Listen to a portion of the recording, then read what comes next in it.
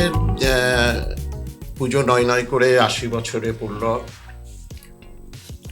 1946 সালে অভিযান সংঘের পুজোর প্রথম শুরু, এটা 50 দশকের কথা। 50 দশকে, হ্যাঁ, সেই সময়ে তো স্বাধীনতাটা হয়েছে, স্বাধীনতা পেয়েছে। আর সেই সময়ে তো এইরকম ডেকোরেটরস দেখবে, তারা ডেকোরেটরস বা অন্য এরকম মানে লাইটের জন্য অন্য কারো কাছ থেকে নিয়ে আসার এরকম ব্যাপারটা ছিল না।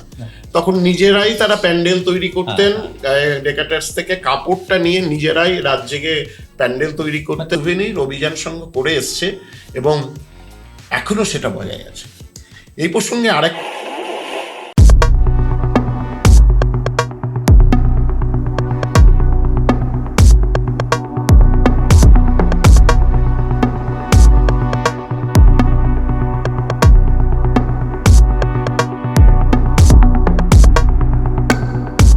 নমস্কার, হ্যাপি সানরাইজ পডকাস্টের পুজো পর্বে আপনাদের স্বাগত। এসেছে শরৎ, হিমের পরশ লেগেছে হাওয়ার পরে, সকালবেলায় ঘাসের আগায় শিশিরের দেখা ধরে। শরৎকাল যদিও, তবে এখন শিশির পড়ছে কিনা বলা যাচ্ছে না, তবে শিউলি ফুটছে। পুজো পুজো গন্ধ চারিদিকে, আকাশে মেঘও আছে, তবে সবসময় যে সাদা মেঘ তা নয়, মাঝে মধ্যে কিন্তু কালো মেঘও দেখা যাচ্ছে আর অসম্ভব বৃষ্টি। বনগাঁ শহরের অর্ধেক প্রায় জলের তলায়, তবে পুজোর আনন্দের কিন্তু এতটুকু ঘাটতি নেই।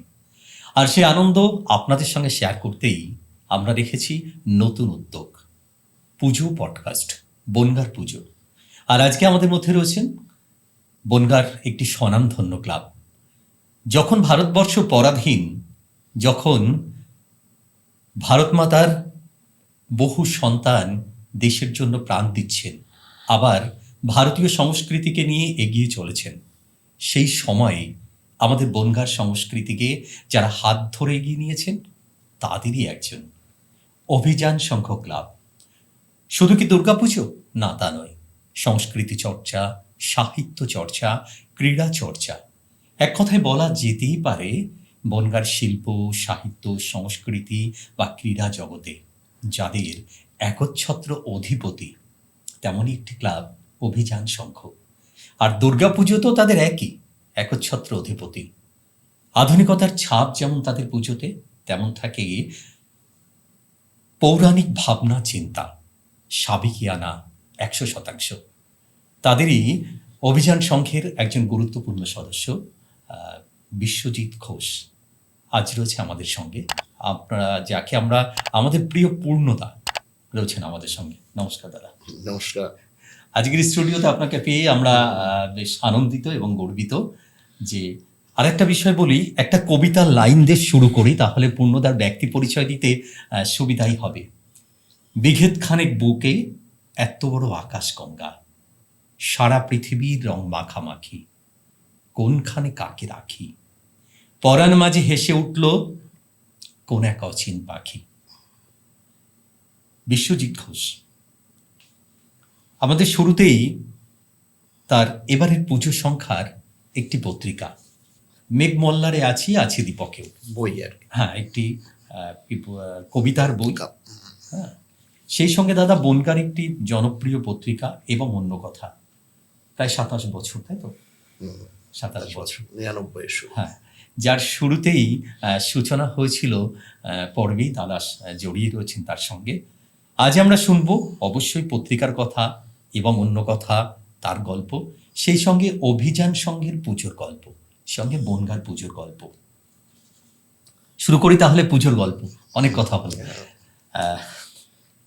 দীর্ঘ বছর অভিযান সংঘের সাথে রয়েছেন, বলবো বাই বর্ন অভিযান সংঘে। একদম। আমার বাবা অভিযান সংঘে ছিলেন, আমার ছেলেও অভিযান সংঘে আছে। মানে সম্ভবত বাবা ছিলেন সন্তোষ কুমার ঘোষ, বনগাঁ হাই স্কুলের ছাত্র। আমার বেশ মনে আছে, তার কারণ বনগাঁ হাই স্কুলে যে ডকুমেন্টারি ফিল্ম হয়েছিল, ফিল্মটায় ওনার সাক্ষাৎকার নেওয়া হয়েছিল। 1946 এর বনগাঁ হাই স্কুল থেকে ম্যাট্রিক দিয়েছিল। 1946 মানে 47 স্বাধীনতা, তার আগের বছর। সেই পুজোর উদ্যোক্তা তিনি, সেই সময়কার আর কি, তার সঙ্গে আরো কিছু শুভ বুদ্ধি সম্পন্ন মানুষ, তাই তো? তার সাথে আরো অনেকজন ছিলেন, ওনারও কিছু সিনিয়র মানুষজন ছিলেন। আজকে শুনবো সেই গল্প, চলো আমরা এগোই। হ্যাঁ, অভিযান সঙ্গের পুজো ৯ করে ৮০ বছরে পড়ল। 1946 সালে অভিযান সঙ্গের পুজোর প্রথম শুরু। এই প্রথম পুজোর সাথে আমার বাবারাই যুক্ত ছিলেন, কিন্তু আমার বাবাদের সাথে সাধারণত হয়, সমস্ত ক্লাবের ক্ষেত্রেই হয়, যে ক্লাবের কিছু মানুষ তারা খেলার ক্ষেত্রে অগ্রগণী হন, কিছু মানুষ সাহিত্য সংস্কৃতির ক্ষেত্রে অগ্রণী হন, আবার কিছু মানুষ পুজোর ব্যাপারে অত্যন্ত পারদর্শী হন। তা বাবার কাছে শুনেছি আর কি। এ প্রসঙ্গে বলে রাখি, আমি এই যে কথোপকথনে যেসব কথাগুলো বলবো, আমার নিজের দেখা, অর্থাৎ 70 দশকের আগের যে কথা, সেগুলো সবই আমার বাবা কাকা দাদাদের কাছ থেকে বা আমার সিনিয়র ক্লাবের দাদাদের কাছ থেকে শোনা, যে পরম্পরা। হ্যাঁ, এই পরম্পরা। ফলে কিছু নাম বাদ চলে যেতে পারে, হ্যাঁ, কিছু তারিখের এদিক ওদিক হতে পারে, হ্যাঁ, কারণ এগুলো সব আমার স্মৃতি থেকে বলা, একদম তাই। তা বাবার কাছ থেকে যা শুনেছি, যে বাবাদের সময়ে প্রথম অভিযান সঙ্গের পুজো শুরু হয় এখন কোড়ার বাগানে, যেটা মাধব ঘোষের বাড়ি আছে ঠিক তার অপোজিটে আমাদের গোপাল বস্ত্রালয়ের যে বাড়ি, সেই বাড়ি। সেটা আবার আমার পিসির বাড়িও ছিল, রাম বিশ্বাসের বাড়ি। হ্যাঁ, চৌমাথা থেকে কোড়ার বাগানের দিকে আসতে, কোড়ার বাগান চৌমাথার আগে ডান দিকে। আচ্ছা আচ্ছা আচ্ছা। হ্যাঁ, রাম বিশ্বাসের বাড়ি বলেই বিখ্যাত ছিল। সেইখানে এখন ওই আমাদের গোপাল বস্ত্রালয় ওনারা বাড়ি করেছেন। আমার পিসিরা চলে গেছেন অনেকদিন আগেই কলকাতায়। তো সেই সময়ে এই বাবাদের সময়ে বাবাদের যারা খেলাধুলো করতেন, তখন কোড়ার বাগান স্পোর্টিং নামে প্রথমে একটা ইয়ে ছিল, তার সেখানে খেলাধুলো হতো। সেই কোড়ার বাগান স্পোর্টিংটাই অভিযান সঙ্গে মার্চ করে যায়, এবং তখন প্রথমে কোড়ার বাগান সার্বজনীন দুর্গোৎসব পরিচালনায় অভিযান সংঘ, এইভাবে মানে পুজোটা হতো। তা আমার বাবাদের সময়ে, সেই সময়ে ভূতন চক্রবর্তী, ধীরেন ভট্টাচার্য, নন্দদুলাল ভট্টাচার্য, এরা সব পুজোর সাথে ছিলেন। কিন্তু তুলসী মুখার্জি এবং হারান ভট্টাচার্য, এরা এই প্রথম পুজোয় খুব মানে বড় উদ্যোগ নিয়েছিলেন যাকে বলে। তুলসী মুখার্জি আমার বাবার চেয়েও সিনিয়র ছিলেন, আর হারান ভট্টাচার্য বাবার বন্ধু ছিলেন। এবং খুব মানে শুনলে আশ্চর্যের লাগবে, এই হারান ভট্টাচার্য অভিযান সংঘের প্রথম বছর থেকে আমৃত্যু অভিযান সংঘের পুজোয় পৌরোহিত্য করেছেন, এবং বর্তমানে তার ছেলে এবং নাতি তারা অভিযান সংঘের পুজো করছে। তবে আমাদের বনগা যেহেতু জন্ম, দেখতে দেখতে 50 আপ হয়ে গেল, তো আমাদের কিন্তু জ্ঞানত অবস্থায় জানি যে অভিযান সংঘের পুজো দেখাটা, যে ঠাকুর মশাই পুজো করছেন, সেটা একটা বেশ কি বলবো, একটা এই প্রসঙ্গেই বলি যে আমি নিজে, এটা আমার 70 দশকের পরের দেখা। সেটা হচ্ছে আমি আসছি আস্তে আস্তে পরে, বা আমার বিবর্তনে আমাদের ক্লাবের পুজোর, সেটা হচ্ছে যে ওই হারান ভট্টাচার্যের অষ্টমীর দিন তার সন্ধি পুজো দেখবার জন্যে বহু মানুষ দূর দূরান্ত থেকে আসতেন, এইরকম মানে বিষয়টা ছিল। যাই হোক, তারপরে আস্তে আস্তে বিভিন্ন প্রজন্ম থেকে বিভিন্ন প্রজন্মে এটা এক হাত থেকে আর এক হাতে পুজোর দায়িত্ব এসছে। আমার বাবাদের পরে এই পল্লব মুখার্জি, রতনময় ঘোষদের যে মানে যে প্রজন্ম, সেই প্রজন্মের হাতে আসে এই পুজো।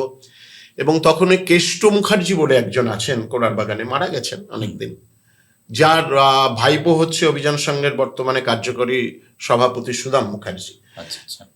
তার নাকি একটা বিশাল ভূমিকা ছিল। এটা 50 দশকের কথা। 50 দশকে, হ্যাঁ, সেই সময়ে তো স্বাধীনতা পেয়েছে। আর সেই সময়ে তো এইরকম ডেকোরেটরস, তারা ডেকোরেটরস বা অন্য এরকম মানে লাইটের জন্য অন্য কারো কাছ থেকে নিয়ে আসার এরকম ব্যাপারটা ছিল না। তখন নিজেরাই তারা প্যান্ডেল তৈরি করতেন, ডেকোরেটরস থেকে কাপড়টা নিয়ে নিজেরাই রাত জেগে প্যান্ডেল তৈরি করতেন। ডেকোরেটিং এর বিজনেসটা এইভাবে তখন না, সম্প্রসার হ্যাঁ, হয়নি। তখন প্রসারিত আমাদের হয়নি। দিকে এই একদিকে এই আমাদের মজুমদারের একটা বাসন্তী ডেকারেটার্স ছিল হ্যাঁ, ওপারে, হ্যাঁ, আর আমাদের এখানে ছিল মঞ্চশ্রী ডেকারেটার সমর মুখার্জি। হ্যাঁ, হ্যাঁ, তো সেই সমর মুখার্জির হ্যাঁ। মঞ্চশ্রী ডেকারেটার্স থেকে কাপড় নিয়ে এসে তারা এই করতেন। নিজেরাই করতেন।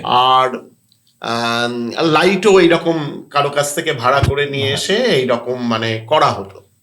মানে এমনকি আমার খুব বাচ্চা বয়সেও আমি দেখেছি যে ওই আমাদের হাইটের কাঠের যে মানে থাকে একটা স্তম্ভ মতো, সেই তার উপরে লাল গ্লোব, হ্যাঁ, সেই গ্লোব দিয়ে সেই লাইট এইটা দিয়ে প্যান্ডেলের সামনেটা সাজানো হতো। হ্যাঁ, হ্যাঁ। যাই হোক, তারপরে আস্তে আস্তে আমরা দেখেছি যে কচি গাঙ্গুলি এরা সবাই মৃত এখন।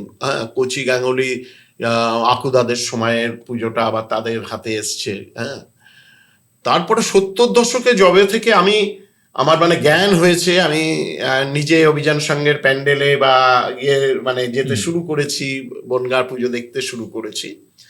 সেই সময় থেকে মানে ভন্নন্দাদের যে ব্যাচ, ভন্নন্দা, হরিহালদা, তপন মজুমদার এদের যে ব্যাচ, এই ব্যাচে মধু সরকার বলে একজন ছিলেন, যিনি অভিযান সংঘের পরবর্তীকালে সম্পাদক হয়েছিলেন। তা মধু সরকার একটা বিশাল ভূমিকা অভিযান সংঘের পুজোর ক্ষেত্রে পালন করেছে। মানে ওই সাবেকি ওই পুজো বা পুজোর ধরন থেকে সেটাকে আধুনিকতা মানে উত্তরণের ক্ষেত্রে মধু সরকারের বিশাল ভূমিকা ছিল। এবং দীর্ঘদিন ধরে অভিযান সংঘের পুজোর ব্যাপারে একেবারে একা হাতে, হ্যাঁ, অন্যান্যদের সবাইকে সঙ্গে নিয়ে তিনি অভিযান সংঘের পুজোটা করেছেন। এবং আমার খুব ভালো মনে আছে 72 সালে, ভাবুন 72 সালে অভিযান সংঘ প্রথম কলকাতার থেকে একটি ডেকারেটার্স, হ্যাঁ, আমাদের দত্তবাগানের মুখার্জি ডেকারেটার্স, তিনি কলকাতার থেকে আসছেন অভিযান সংঘের পুজো করতে, মানে পুজো প্যান্ডেল করতে। এটা কি বনগাঁতে মনে হয় প্রথম কলকাতা থেকে বাইরে, এবং সেই প্যান্ডেলটা এত অসাধারণ ছিল কাপড়ের কাজের, হ্যাঁ, আমরা মানে বিস্মিত হয়ে গেছিলাম। আর বিস্ময়ের ব্যাপার আরেকটাও ছিল, সেই সময় সেই প্যান্ডেলের জন্য সে প্যান্ডেলের দাঁড়িয়ে করেছিলেন 25,000 টাকা। আমাদের কাছে সেটা মানে তখন ভাবনার বাইরে, যে কি করে 25,000 টাকা দিয়ে প্যান্ডেলের বায়না দেওয়া হলো, কি করে জোগাড় করা হবে, হ্যাঁ, আমাদের কাছে কল্পনার বাইরে ছিল। একটা বড় রিস্ক নিয়ে, হ্যাঁ, বড় রিস্ক নিয়ে। কিন্তু মধুদা বললেন যে তোমরা যদি আমার সাথে থাকো, তখন অভিযান সঙ্গে প্রচুর সদস্য এবং বিভিন্ন অ্যাক্টিভিটিতে অভিযান সঙ্গে যুক্ত। এ প্রসঙ্গে মানে এতে ঢোকার আগে গভীরভাবে আমি একটা কথা বলি, অভিযান সংঘ কিন্তু বিভিন্ন বিষয়ে, পুজোর ব্যাপারটায় আমি আসছি, বিভিন্ন বিষয়ে কিন্তু বনগাঁর পায়োনিয়ার। সেটা হচ্ছে বনগাঁয় প্রথম ডিউস বলের ক্রিকেট অভিযান সংঘ শুরু করে। এটা যেমন একটা ব্যাপার। সেটা হচ্ছে 70-এর দশকে 74 সালে অভিযান সংঘেই প্রথম বোতচারী সমিতি, বনগাঁর প্রথম বোতচারী সমিতি, হ্যাঁ, আমাদের যে ঠাকুরপুকুরের যে বোতচারী সমিতির যে শাখা হিসাবে বনগাঁয় অভিযান সংঘেই প্রথম বোতচারী সমিতির তার কাজ শুরু হয়। পরবর্তীকালে বনগাঁর অন্যান্য অনেক ক্লাবে হয়েছে, কিন্তু 74 সালে প্রথম বোতচারী সমিতি বনগাঁয় হয়, মানে শাখা প্রতিষ্ঠিত হয়, সেটা অভিযান সংঘের উদ্যোগেই হয়। এছাড়াও আমরা দেখেছি যে আরেকটা বিষয়, যে কৃষ্ণনগরের মানে যে প্যান্ডেলের বিষয় বা অন্যান্যরা যে বিষয়গুলো আছে, যেগুলো অভিযান সংঘ সেই বিষয়ে মানে পায়োনিয়ার ছিলেন। অভিযান সংঘেই প্রথম রাজ্য পর্যায়ের ব্যাডমিন্টন এবং দাবা প্রতিযোগিতা হয়। হ্যাঁ, তা এই বিভিন্ন বিষয়ে অভিযান সংঘ পায়োনিয়ার থেকেছেন। ঠিক তেমনি পুজোর ক্ষেত্রেও ওই যেটা বলছিলাম, যে পুজোই প্রথম আধুনিকতা। কলকাতার থেকে মুখার্জি ডেকারেটার্স আসছেন এখানে বনগাঁয় অভিযান সংঘের অনবদ্য একটা নান্দনিক কাপড়ের কাজের একটা প্যান্ডেল করতে। আমরা মুগ্ধ হয়ে গেছিলাম সেই কাজ দেখে। এবং 70 দশকে সেই সময় বনগাঁয় তো আমাদের বাবাদের কাছে শুনেছি, বাবাদের সময় বনগাঁয় RS এর পুজো একটা হতো, RS মাঠের ওখানে একটা বড় পুজো হতো, ওপারে মাতৃমন্দিরের পুজো হতো, আর রেডপাড়ার পুজো হতো। আর 70 দশকে আমরা যখন আস্তে আস্তে বড় হচ্ছি, তখন আমরা দেখলাম অভিযান সঙ্গের সাথে সাথেই ওপারে মাতৃমন্দিরের পুজো। হুম, আমরা বিএস ক্লাবের ছেলেরা তখন যুবক সংঘ নামে যুবক একটা সংঘ। মানে পুজো পুজো করতেন। করতেন, হ্যাঁ, এই পুজোগুলো আর উজ্জ্বল সংঘের উজ্জ্বল সঙ্গে পুজো। উজ্জ্বল সংঘের পুজো সম্বন্ধে এটাই বলি, উজ্জ্বল সংঘের তখন ঠাকুর একটা মানে হ্যাঁ, বিশিষ্টতা ছিল। বিশিষ্টতা ছিল। হ্যাঁ, আমাদের সুশীল সরকার বিখ্যাত হুম, শিল্পী, তিনি নিশ্চয়। ঠাকুর করতেন হুম। এবং উজ্জ্বল সংঘের ঠাকুর তখন একটা খুব মানে বিখ্যাত বিষয় ছিল। আপনাদের অভিযান সঙ্গে ঠাকুর তো একটা বেশ হ্যাঁ, এটা যথেষ্ট একটু পরে হয়েছে, পরে হয়েছে। আমি সেটাই আসছি হুম, যে এই আমাদের এই সময়ে এই চারটে বড় ক্লাব 90-এর দশকে গিয়ে আবার আমরা অনেকগুলো ক্লাবকে আমরা দেখেছি বড় পুজো করতে, গান্ধীপল্লী, জিভিএস, প্রতাপগড়, ওপারের এগিয়ে চলো, ঐক্য পরপর, সম্মেলনী, হ্যাঁ, হ্যাঁ, 90 এইগুলো দশক পরে থেকে 90 দশক শুরু মানে হয়েছে। পুজো তারা করতেন, কিন্তু এই বড়ভাবে পুজো বড়ভাবে করা, এগিয়ে আসা। হ্যাঁ, সেইটা আমরা দেখেছি। আর অভিযান সংঘের ক্ষেত্রে দেখা গেল অভিযান সংঘের পুজো, সুশীল সরকার যেমন উজ্জ্বল সংঘের ঠাকুর করতেন, অভিযান সংঘের পুজো ঠাকুর করতেন গৌর চক্রবর্তী। হুম, পরে শেষের দিকে সুশীল সরকারও কয়েকবার করেছে, করেছে। কিন্তু মূলত অভিযান সংঘের ঠাকুর আসতো কুমারটুলি থেকে। কুমারটুলি। 90 দশক থেকে অভিযান সংঘে ঠাকুর আসা শুরু হয় কৃষ্ণনগর এবং বিখ্যাত শিল্পী সুবোধ পাল, এবং তার যে নান্দনিক সৌন্দর্য, হ্যাঁ, এটা আমাদের কাছে আমাদের ইয়ের বাইরেই, মানে আমরা কখনো এই ধরনের ঠাকুর আমরা দেখিনি আর কি, বনগাঁর মানুষও দেখেনি। হুম, হুম, এবং প্রসঙ্গত বলে রাখি, এই যে কুমারটুলি, ঐতিহ্য সম্পন্ন কুমারটুলি, এই কুমারটুলিতেও কিন্তু প্রথম এই শিল্পীরা গেছিলেন কৃষ্ণনগর থেকে। কৃষ্ণনগর। হ্যাঁ, কৃষ্ণনগরের ঘূর্ণির এলাকা থেকেই শিল্পীরা প্রথম ওখানে গেছিলেন। একদম। তা যাই হোক, সেই ক্ষেত্রে অভিযান সংঘ এই তার ঠাকুর একটা দেখার বিষয় হয়ে ওঠে, এবং শুধু উত্তর 24 পরগনার বিভিন্ন জায়গা, নদিয়ার বিভিন্ন অঞ্চল থেকে মানুষ এই অভিযান সংঘের ঠাকুর দেখতে আসেন, এখনো আসেন। এখনো বিশ্ব বনগাঁর অভিযান সংঘের ঠাকুর করছেন শিমুলতলার এই সিন্টু ভট্টাচার্য। সিন্ধু ভট্টাচার্য।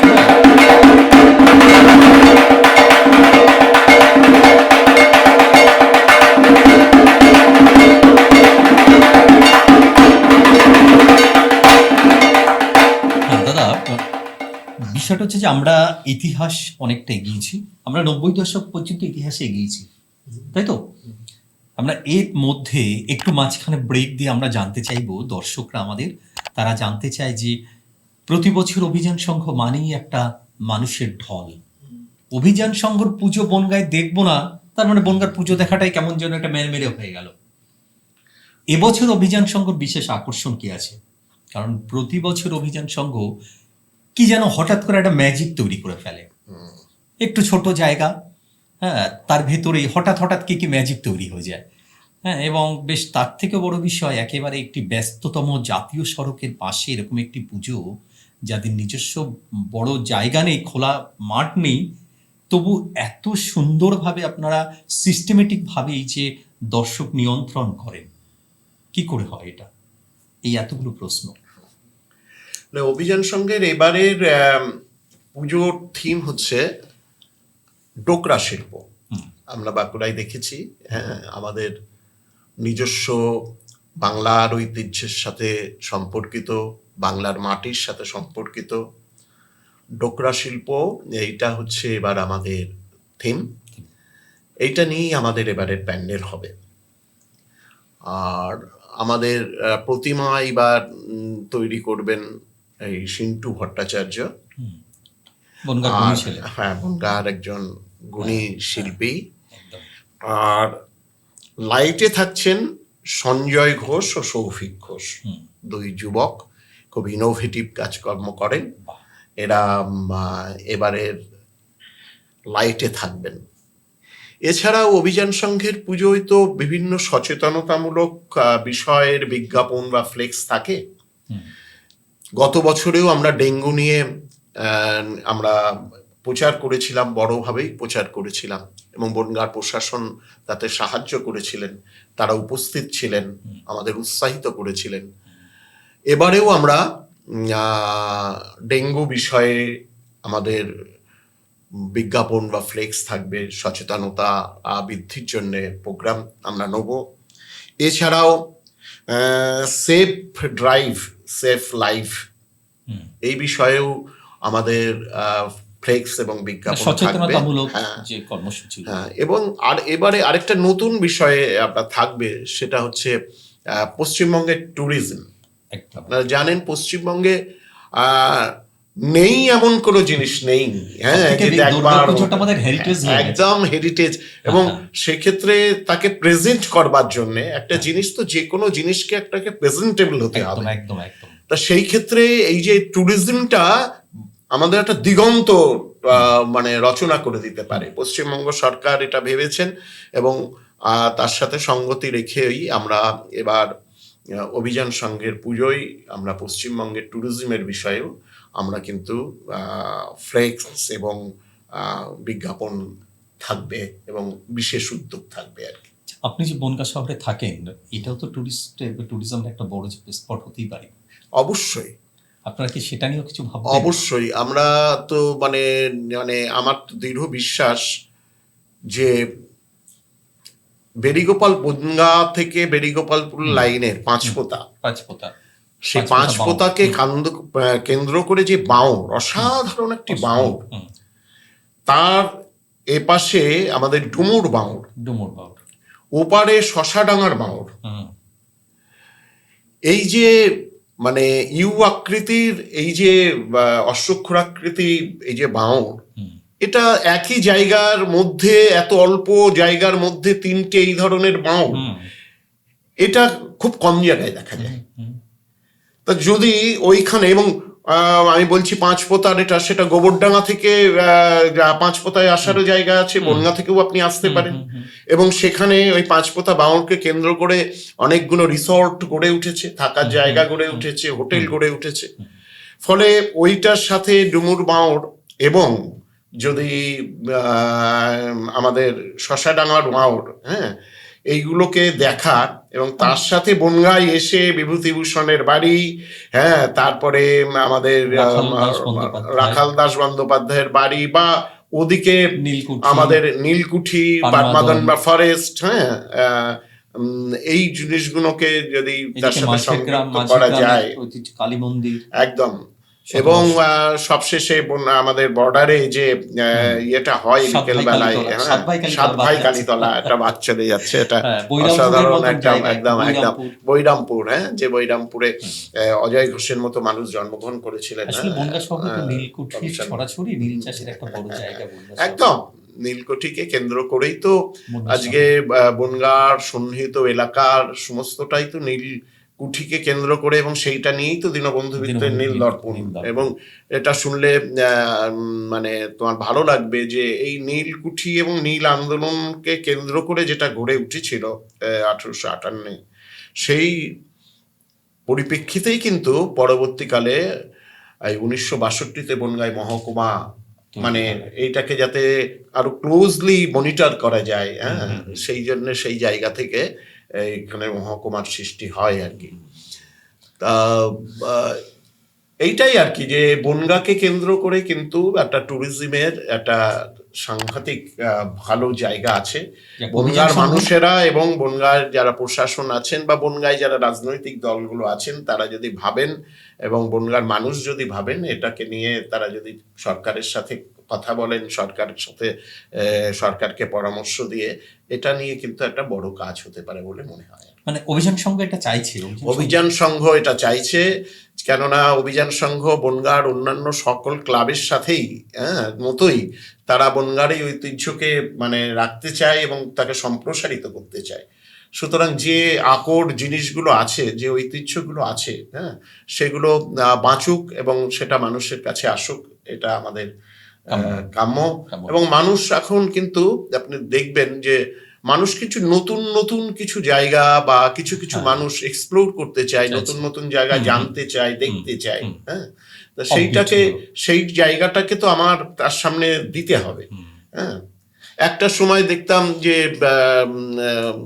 রং খেলার সময়, অনুষ্ঠানের সময় শান্তিনিকেতন ভরে থাকত, এখন সেই জায়গাটা হয়ে গেছে পুরুলিয়া। পুরুলিয়া। আবার কিছুদিন পরে মানুষের মনে হবে আরো কিছু কিছু নতুন জায়গা দরকার। একদম। ফলে সেই নতুন নতুন জায়গাগুলোকে মানুষ মানে ঘুরতে লোকের চায়। কাছে নিয়ে এবং সেটাকে প্রেজেন্টেবল করে, Presentable। যেখানে আমি যাব সেখানে যোগাযোগ ব্যবস্থাটা থাকতে হবে, সেখানে থাকার ব্যবস্থাটা থাকতে হবে, সেখানে খাওয়ার ব্যবস্থাটা থাকতে হবে, সেখান থেকে এই জায়গাগুলোই যাওয়ার ট্রান্সপোর্টের ব্যবস্থা থাকতে হবে। এইগুলো সরকারি ছাড়া এটা তো সম্ভব নয়। সুতরাং এইগুলো নিয়ে যদি বনগাঁর মানুষ ভাবেন এবং ভাবাতেন, প্রশাসন যদি ভাবে তাহলে কিন্তু সেটা খুব ভালো হবে আর কি। আচ্ছা, আবার কিন্তু আমরা অভিযান সংঘের সেই 90-এর দশক, এবারে পুজো সম্পর্কে আমাদের অনেকটাই জানলাম কি হচ্ছে, আর যতটা আমরা আজকে দাদা বলতে পারলেন না বা জানাতে পারলাম না, সেটা কিন্তু এসে দেখুন, সে ভালো লাগবে। এটা নিয়ে তো কথা নয়, 80 বছর ধরে যাদের পুজো ভালো লেগে আসছে, এবছর আরো বেশি ভালো লাগবে। আধুনিকতায় ভরপুর, ঐতিহ্য আর পরম্পরা সঙ্গে একেবারে আন্তরিকতায় ভরপুর যে পুজো, সেটাই হচ্ছে অভিযান সংঘ। আমরা 90 দশকের এই সময় থেকে আমরা মধুদা, তখন আমি বলছি মধু সরকারের কথা বলেছিলাম, তারপরে অভিযান সংঘের পুজোয় একটা উল্লেখযোগ্য ভূমিকা ছিল তুহিন ঘোষের, যিনি বর্তমান অভিযান সংঘের সভাপতি। তার মানে একটা বিশাল ভূমিকা ছিল, এবং তার সাথে না বললে নয়, সেই সময় থেকেই তুহিনদার সাথে সেই সময় থেকেই সুদাম মুখার্জি, যিনি অভিযান সংঘের বর্তমানে কার্যকরী সভাপতি, তার একটা বিশাল ভূমিকা অভিযান সংঘকে একটা মানে ধারাবাহিকভাবে ভালো পুজো করার ক্ষেত্রে একটা বিরাট ভূমিকা পালন করেছে।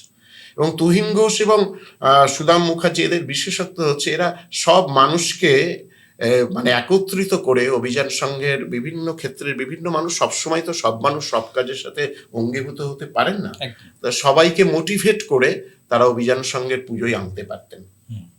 এবং সেই বিষয়টা আস্তে আস্তে স্থানান্তরিত হয়েছে এখন আমাদের একদম নতুন প্রজন্ম, অমিতাভ দাসের নেতৃত্বে শঙ্কর বন্ধু, রাজা ভট্টাচার্য, এরা এই পুরো নবীন প্রজন্ম কিন্তু এখন এই পুজোটা করছে, এবং শুধু করছে না, অত্যন্ত সুচারু রূপে করছে। এবং তাদের বিভিন্ন বিষয়ের ভাবনা, যে আমাদের সময়ও যে এই সুদাম বা এরা আমরা এক ব্যাচ, আমি সুদাম, রবি, তন্ময়, এরা সব এক ব্যাচ। তা আমাদের সময়ও যে বিষয়গুলো হয়তো ভাবতে পারিনি, এরা কিন্তু সেই ব্যাপারগুলো ভাবছে। ফলে খুব মানে ভাবতে খুব ভালো লাগে যে আমাদের এই নবীন প্রজন্ম আমাদের ঐতিহ্য এবং ধারাবাহিকতাকে অক্ষুণ্ণ করে পুজোটাকে একটা খুব ভালো জায়গায় নিয়ে যাওয়ার তারা চেষ্টা করছে।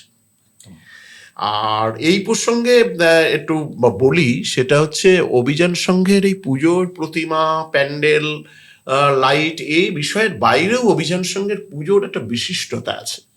সেই বিশিষ্টতা হচ্ছে অভিযান সংঘের পুজোকে কেন্দ্র করে, ওই আমি আমার 70 দশকের সময়ের অভিজ্ঞতা থেকেই বলছি, ওই যশোর রোডের ওই প্যান্ডেলের সন্নিহিত যশোর রোডের দুপাশে বইয়ের স্টল, বিভিন্ন বইয়ের স্টল, বিভিন্ন পলিটিক্যাল পার্টি তখন ওই বইয়ের স্টল পুজোকে কেন্দ্র করে দিতেন। আমাদের ওখানে সিপিআই এর স্টল, আইপিএফ এর স্টল, সিপিআইএমএল এর স্টল, এসইউসিআই স্টল, বিভিন্ন সাহিত্য পত্রিকার, শীর্ষ পত্রিকার স্টল, সুচেতনা পত্রিকার স্টল, অন্বেষা পত্রিকার স্টল, বনগাঁ সায়েন্স ক্লাবের স্টল, উনায়ের নেতা হিন্দোল পত্রিকার স্টল, এই স্টলে ভরে থাকতো। মানে বলা যেতে পারে যে ছোটখাটো বই মেলা হয়েছে। এবং একদম মানে যারা সাহিত্য সংস্কৃতি, বনগাঁ সাহিত্য সংস্কৃতি সহ যারা সাহিত্য সংস্কৃতি নিয়ে চর্চা করেন, প্রত্যেকদিন সন্ধ্যাবেলায় এই স্টলগুলো ভরে থাকতো। এবং আমি তো বলছি শীর্ষ পত্রিকায় যেমন বিভিন্ন বাইরের পত্রিকার বাইরের মানে বই, যে বইগুলো তখন তো বনগাঁয় বই মেলা টই মেলা হতো না, ফলে সেই সব বই, আমি বলছি দেশের বই, পুস্তক বিপণীর বই, র্যাডিক্যালের বই এখানে নিয়ে আসা হতো এবং সেখানে বিক্রি হতো। আমি বীরেন চট্টোপাধ্যায়ের প্রথম বইটা আমি ওখান থেকে কিনেছি। মণিভূষণ ভট্টাচার্যের গান্ধীনগরের দিনরাত্রি আমি ওই স্টল থেকে কিনেছি। হ্যাঁ, এখন বইয়ের স্টল আছে, অনেক কিছুটা কমে গেছে এবং কেউ কেউ স্থানান্তরিত হয়ে অন্য জায়গায় করেছেন, কিন্তু এখনো সেই ধারাবাহিকতাটা আছে। এইটা অভিযান সংঘের বিশিষ্টতা। এবং বনগাঁয় যারা মানে বনগাঁ সয়েলে যারা জন্মগ্রহণ করেছে কিন্তু কলকাতায় থাকেন, তারাও কিন্তু যারা সাহিত্য সংস্কৃতির সাথে যুক্ত, এই সময়ে এই বনগাঁয় এসে এই সন্ধ্যেবেলায় ওই স্টলে তারা যুক্ত হতেন। এটা একটা খুব মানে একটা অভিনব ব্যাপার অভিযান সংঘের পুজোর ক্ষেত্রে। আর একটা হচ্ছে অভিযান সঙ্গের পুজোয় আমিও জবে থেকে দেখেছি উন্নত মানের একটা সুভেনির। সেটাকে আপনি সুভেনির বলবেন না একটা সাহিত্য পত্রিকা বলবেন, এটা আপনার গুলিয়ে যাবে। হ্যাঁ, আমি যখন 70 দশকে পুজো দেখতে শুরু করেছি তখন এই সুভেনিরের দায়িত্বে ছিলেন আকুদা। তিনি তো নিজেই একজন অত্যন্ত বড় কবি, বড় বাপের মানুষ। হ্যাঁ, তারা ছিলেন। পরবর্তীকালে আমি জ্যোতির্ময় ঘোষকেও দেখেছি। হ্যাঁ, তা আমি একটা সময়ের কথা আমার মনে আছে। তারপরে ধরুন 89 সাল থেকে পত্রিকা সম্পাদনা আমি করেছি অভিযান সঙ্গের সুভেনির দীর্ঘদিন। তা সেই সময়ের পত্রিকাগুলোর মানে অভিযান সঙ্গের সুভেনিরের কোয়ালিটি এত উন্নত মানের ছিল। আমাকে কলকাতার একজন বিখ্যাত সাহিত্যিক, আমি 89 সালের কথা বলছি, তিনি অভিযান সঙ্গের সুভেনির খুলে যেখানে সাহিত্য মানে কবিতা শুরু হয়েছে, তা প্রথম 4টে পৃষ্ঠা দেখে বললেন এই 4 পৃষ্ঠা যদি আমি কেটে নিয়ে যাই, এটা কলকাতার যে কোনো উন্নত মানের পত্রিকার সাথে তুলনীয়। তা আমার মনে আছে সেই 4টে পত্রিকায় কাদের লেখা ছিল। প্রথম কবিতাটা ছিল বিশ্বরঞ্জন সেনগুপ্ত দিয়ে, শ্রদ্ধেয় বিশ্বরঞ্জন সেনগুপ্ত। তারপরের কবিতাটা ছিল জ্যোতির্ময় ঘোষের, তারপরে ছিলেন স্বপন চক্রবর্তী, তারপরে ছিলেন জলধি হালদার, তারপরে মলয় গোস্বামী, তারপরে কান্তিময় ভট্টাচার্য, তারপরে গোপাল মল্লিক, তারপরে অশোক আচার্য। এই 4টে। তাই এবং তারা তখন মানে তাদের কবিতার মানে মান তখন শুধু বনগাঁ ছাড়িয়ে সারা রাজ্যেই বিস্তৃত আর কি। তা এই ধরনের উন্নত মানের সুভেনির অভিযান সংঘ করে এসছে এবং এখনো সেটা বজায় আছে। এই প্রসঙ্গে আরেকটা বিষয় বলি, সেটা হচ্ছে যে এর আগে মানে যারা সুভেনির করতেন, সুভেনিরে খুব রেডিমেড কভার দিয়ে তারা ইয়ে করতেন। কিন্তু এই আমি যখন সম্পাদনা করি একবার, তখন আমি নিজে সাহিত্য করি, আমার সাহিত্য সংস্কৃতির কিছু বন্ধু বান্ধব তৈরি হয়েছে। তখন আমার কিছু শিল্পী বন্ধু বললেন, তুই অভিযান সঙ্গের প্রচ্ছদটা এবার কাউকে শিল্পীকে দিয়ে কর। তা আমি কলকাতায় দীপকদের নাম তোমরা শুনেছো, এই যে ইন্ডিয়ার যত স্ট্যাম্প বের হয়, এই স্ট্যাম্পের ছবি করেন দীপকদের। আমার স্ট্রিটে লাভেলা বলে তার একটা ইয়ে আছে। তা আমি আমার এই সিনিয়র কবিদের তাদের কানেকশনে আমি তাদের কাছে পৌঁছলাম এবং তিনি একটা প্রচ্ছদ করে দিয়েছিলেন। হ্যাঁ, নীল ব্যাকগ্রাউন্ডের ওপরে সেই প্রচ্ছদ যেদিন ছাপা হলো, সেই প্রচ্ছদ দেখে আকুদা আমাকে জড়িয়ে ধরেছিলেন আর কি। তা এই যে মানে রেডিমেড কভারের বাইরে যে শিল্পসম্মত একটা নান্দনিক প্রচ্ছদ, সেটাও একটা সুভেনিরের ক্ষেত্রে অভিযান সংঘ সেটার একটা পথপ্রদর্শক বলা যেতে পারে আর কি। তো সুভেনির প্রায় বন্ধ হয়ে গেছে ক্লাব না, এখনো অনেক ক্লাবই করে। হ্যাঁ, এবং অনেক ক্লাবেরই পত্রিকায় সুভেনিরের মান বেড়েছে, এটা খুব আনন্দের বিষয়। আমাদের পত্রিকা যেমন বেড়েছে, অন্যান্য অনেক ক্লাবেরই পত্রিকায় সুভেনিরের মান বেড়েছে। তবে অভিযান সংঘের মান মানে বজায় তো আছেই এবং আরো উন্নত হয়েছে, এটা আমি বলতে পারি। আপনি যে কোনো ভাবে অভিযান সংঘের সুভেনির নিলে এটা সাহিত্য পত্রিকার সাথে আলাদা করা এটা গত বছরের ছবি। বুঝতে পারছেন এখানকার পত্রিকার সাইজটা এবং সেই সঙ্গে ভেতরের যে কাগজের মান, সত্যি সেটা খুবই সুন্দর। মানে বলে যে আনন্দ প্রকাশনীর মতনই পেপার, একই পেপার। মানে আমরা তো সবাই জানি যে আনন্দ প্রকাশনী মানেই তাদের পেপার সবসময়ের জন্য একটা হাইফাই। তো পেপারটা সত্যি ভালো এবং লেখক হিসাবে সবাই বেশ সব দিক থেকে উন্নত, এটা বলা যেতেই পারে আর কি। এটা বলা যেতে পারে না, এটাই সত্যি। আর একটা ছিল অভিযান সঙ্গের, সেটা হচ্ছে বিজয়া সম্মেলনীর অনুষ্ঠান। নিরঞ্জনের পরে, প্রতিমা নিরঞ্জনের পরের দিন ওই প্যান্ডেলের সামনে সেখানে এই বিজয়া সম্মেলনীর অনুষ্ঠান, এবং তাতে বনগাঁর সেই সময়ের বড় বড় কণ্ঠশিল্পীরা গান গাইতে আসতেন। তোমার শুনে ভালো লাগবে যে বনগাঁর লব্ধ প্রতিষ্ঠ গায়ক, কণ্ঠ সঙ্গীতের বনগাঁর এইরকম মানে অদ্বিতীয় কণ্ঠ আর কি, সেটা হচ্ছে শম্ভু মুখার্জি। শম্ভু মুখার্জি কিন্তু অভিযান সংঘের সদস্য ছিলেন। অভিযান সংঘের হয়ে তিনি স্টেডিয়ামে ফুটবলও খেলেছেন, মানে আকুদাদের বন্ধু ছিলেন।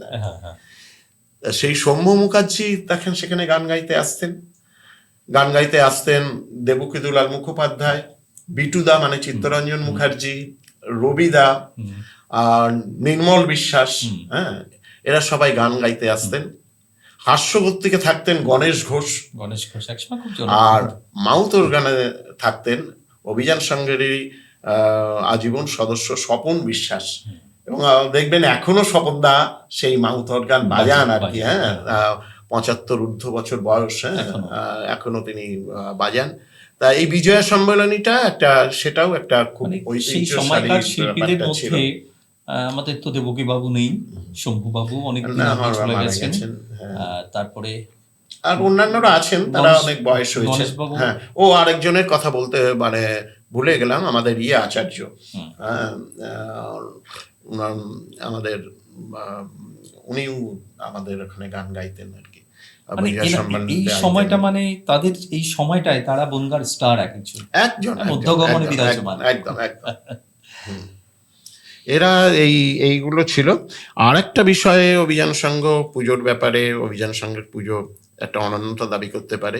এই 70 দশকেই এখন যেমন এই পুজোর পরে বিষণ্ণ কার্নিভাল বা বিভিন্ন জিনিস হয়, সেই সময় অভিযান সংঘেই 70 দশকেই 74 সালে নিরঞ্জনের পরে ওই যে নিরঞ্জন শোভাযাত্রা, তখন প্রথম শোভাযাত্রা বেরোলো, খুব বর্ণাঢ্য শোভাযাত্রা, ঘোড়া বা প্রথম বনগাঁয় ঘোড়া ব্যাপার হলো, বিভিন্ন ব্যান্ড এবং বাইরের থেকেও সব ব্যান্ড এলো। অভিযান সংঘের ব্রতচারী সমিতির লোকজনও ছিল, আর অভিযান সংঘের সদস্যরা সারা বনগাঁয় প্রদক্ষিণ করা, এইরকম বর্ণাঢ্য শোভাযাত্রা। তারপরে অনেকেই আরো অনেক বড় শোভাযাত্রা করেছে। আমরাও কার্নিভালে অংশগ্রহণ করেছি, হ্যাঁ, ভালো কার্নিভালে, এবং দ্বিতীয় হয়েছি কার্নিভালে। কিন্তু এই শোভাযাত্রার ব্যাপারেও কিন্তু সেই 70 দশকেই অভিযান সংঘে প্রথম শোভাযাত্রাটা ভেবেছিল আর কি। যাই হোক, শিল্প সংস্কৃতি, খেলাধুলা, পুজো সব নিয়ে এক প্রস্থ আলোচনা আমাদের হলো। একদম। এবারে শুধু তাই নয়, সাহিত্য নিয়েও কিন্তু আমরা আলোচনা করলাম। এর বাইরে আমরা পূর্ণদা বা আমাদের বিশ্বজিৎ ঘোষ, তিনি নিজে একজন ভালো কবি সাহিত্যিক, প্রচুর কবিতার বই বা গদ্যের বই, তাই তো, প্রবন্ধ আর কি, প্রবন্ধের বই প্রচুর আছেন, এবং সেই সঙ্গে তিনি চলচ্চিত্র প্রেমী ভীষণ। তো আজকে আমরা তাকে পেয়ে কিন্তু বেশ আনন্দিত, এবং আমরা অনেক কিছু জানলাম অভিযান সংঘ নিয়ে। আমি একটা কথা বলে শেষ করি, সেটা হচ্ছে বনগাঁয় এখন অভিযান সংঘের চেয়েও বিগ বাজেটের পুজো হয়তো হয়, অনেকে করেন, কিন্তু এই প্রতিমা, প্যান্ডেল এবং লাইট বেরিয়ে সর্বোপরি ঐতিহ্য এবং আভিজাত্যের সংমিশ্রণে অভিযান সংঘের পুজো এখনো বনগাঁর গর্বের মুকুটে একটা উজ্জ্বল মণি। একদম, এটা তো আমি শুরুতেই বলেছি যে বনগাঁয় অনেক বড় বড় পুজো হচ্ছে, অনেক বড় পুজো, কিন্তু যে ঐতিহ্য, পরম্পরা, এই কোথাও যেন একটা ঘাটতি আছে। হয়তো জৌলুস আছে, কিন্তু আন্তরিকতার অভাব আছে। তো বনগাঁয় ঠাকুর দেখতে আসা আমাদের মফস্বল থেকে, বিভিন্ন জায়গা থেকে মানুষ আসেন, এবং প্রচুর প্রচুর মফস্বল মানে গ্রাম, আমাদের পাশের শহর বারাসাত থেকে শুরু করে একেবারে কল্যাণী, বেথুয়াডাহট পর্যন্ত মানুষ আসেন। শুধু তাই নয়, সেই সময় আমাদের বনগাঁয় হোটেলগুলো একটিও ঘর পাওয়া যায় না, তারা বহু দূর দূর থেকে মানুষরা এসে তারা হোটেল নিয়ে থাকেন এখানে। ওই যেটা ট্যুরিস্টের কথা বলা হচ্ছিল আর কি। এখানকার ঐতিহ্যবাহী পুজো, পারিবারিক পুজো, এবং সেই সঙ্গে এই সমস্ত বড় বড় ঐতিহ্যবাহী ক্লাবগুলোর পুজো। অভিযান সংঘ তাদের শুধু মুকুট নয়, মানে মুকুটের মণি নয়, বলবো সব থেকে দামি মণিটা বোধহয় অভিযান সংঘ। আপনারা ভাবতেই পারেন যে আমার কাজই বাড়িয়ে বলা, আপনারাও আসুন, তাহলে আপনাদের অনুভূতি হবে যে আমি বাড়িয়ে বলছি কি না। অভিযান সংঘর পুজো না থাকলে বনগাঁর পুজোটাই যেমন কোথাও যেন একটু সেই চোখের উপরে ছানি পড়ার মতন লাগে আর কি, আবছা হয়ে যায়। আসছেন তো পুজোতে, কি বলবেন দর্শকদের? হ্যাঁ, সবাই আসুন, অভিযান সংঘের পুজো যে কলকাতার পরে সবচেয়ে বড় পুজো, সেটাকে আপনারা প্রতিষ্ঠিত করুন। আপনাদের সবার আমন্ত্রণ রইল। আর এই ধরনের একটা সুন্দর অনুষ্ঠান করবার জন্যে, বনগাঁর পুজো এবং বনগাঁর সংস্কৃতিকে মানুষের কাছে পৌঁছে দেওয়ার জন্যে অপূর্বর এই প্রয়াসের জন্যে অপূর্বকে একবার ধন্যবাদ জানাচ্ছি। তো বন্ধুরা, আমরা কিন্তু অন্তিম পর্বে চলে এসেছি, সেটা বুঝতেই পারছেন। বিষয় হচ্ছে যে আপনারা যদি কোনো নতুন কিছু পুজো নিয়ে ভাবনা চিন্তা করেন, এই মুহূর্তে মহিলারা এগিয়ে আসছেন পুজোতে। যদিও আমরা পুরুষেরা পেছনে থাকি, কিন্তু তবুও মহিলাদের এগিয়ে দেওয়া এটা একটি উন্নত সমাজের লক্ষণ, উন্নত ভাবনা। কিংবা আপনি নতুন কোনো ভালো কিছু করতে চাইছেন, আপনার পুজোকে সামনে আনতে চাইছেন, অবশ্যই কন্ট্যাক্ট করুন আমাদের সঙ্গে। একদিন আসুন, গল্প করি, আর আমাদের গল্প পৌঁছে দেবো আপনাদের মাঝখানে। আপনি শিল্পী হতে পারেন, সাহিত্যিক হতে পারেন, ঐতিহাসিক হতে পারেন। পুজো নিয়ে আপনার কাছে অনেক তথ্য আছে, পুজো নিয়ে অনেক ভালো কিছু আপনি জানেন, অনেক ভালো প্রেজেন্টেশন করতে পারবেন। আসুন, একসঙ্গে গল্প করব, এইরকম খোলামেলা গল্প। আর আমাদের দর্শকদের জন্য রাখবো সেই গল্প। তো আজ এ পর্যন্তই। হ্যাপি সানরাইজ পডকাস্ট আবারও আপনাদেরকে শুভেচ্ছা জানাচ্ছে এবং শারদীয়ার অগ্রিম শুভেচ্ছা। নমস্কার।